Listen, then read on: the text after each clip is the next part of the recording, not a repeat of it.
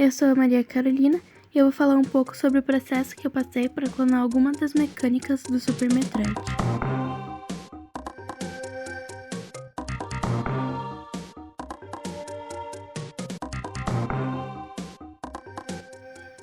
Para esse clone, eu queria focar principalmente no comportamento da câmera do jogo, e foi uma das coisas que mais me desafiou, porque tinha muitos detalhes pequenos que faziam diferença dentro do jogo.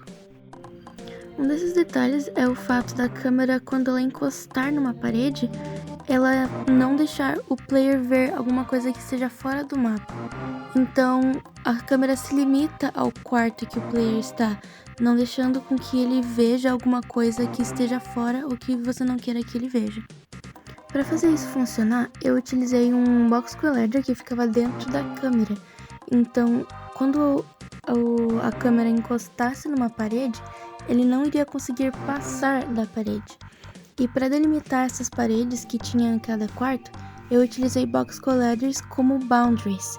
Então, toda vez que a câmera encostasse nesse boundary, ela não ia conseguir passar. Era como se fosse realmente um quadrado que envolvia o quarto, para que a câmera não conseguisse sair desse lugar. Além disso, o jeito que a câmera ficou quando ela passa de um quarto para outro, de uma boundary para outra, é muito similar ao jeito que no Super Metroid o personagem entra dentro de um portal e tem aquela transição para ir para um próximo quarto.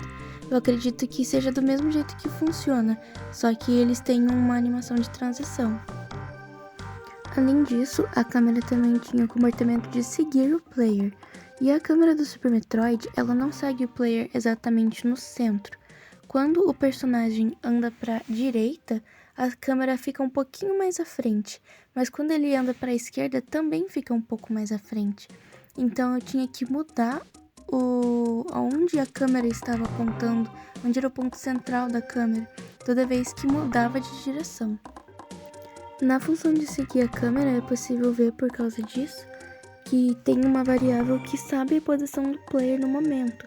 Então eu sempre sabia a posição do player que ele estava agora e a que ele estava anteriormente, para que eu soubesse em qual direção ele está andando.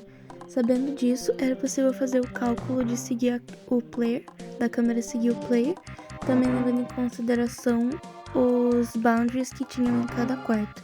Então ele faz o cálculo levando em consideração essas coisas. Para fazer com que essa câmera funcionasse e ficasse presa dentro de um quarto, eu devo agradecimentos ao canal Maxelt Studios, que fez um tutorial explicando como fazer todo esse processo e o código que levou à câmera que eu fiz aqui nesse jogo, nesse clone. Tirando a parte da câmera, que foi a coisa mais complicada, que mais levou tempo, a parte da movimentação eu usei de base o que já tinha sido feito em sala, com os mesmos tipos de variáveis e o mesmo jeito de pulo. Na hora de se movimentar no Super Metroid, o player ele anda com rapidez e na hora de parar, ele para quase imediatamente. Então ele não tinha muita desaceleração. Então fiz com que o personagem ele parasse praticamente instantaneamente quando você solta o botão.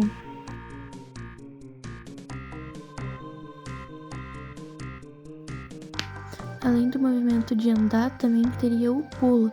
No pulo do Super Metroid, depende do quanto você segura o botão. Então, se você apertar o botão rapidamente, o personagem vai dar um pulo pequeno. Enquanto se você ficar segurando o botão, ele vai pular até o máximo. E quando ele chegar no ápice do pulo, ele vai descer, mesmo que você continue segurando o botão. E eu tentei replicar isso colocando um limite máximo de pulo e checando se ele estava no chão para fazer o pulo mais curto. Então ele vê se ele já chegou no limite. Se ele chegou no limite, ele começa a cair.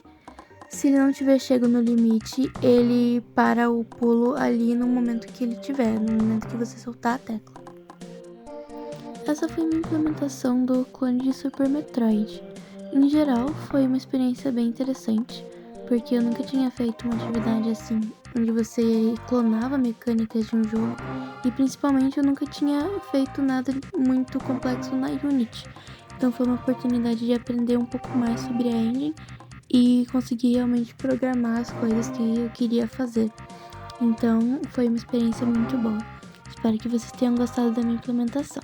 Muito obrigada por assistir!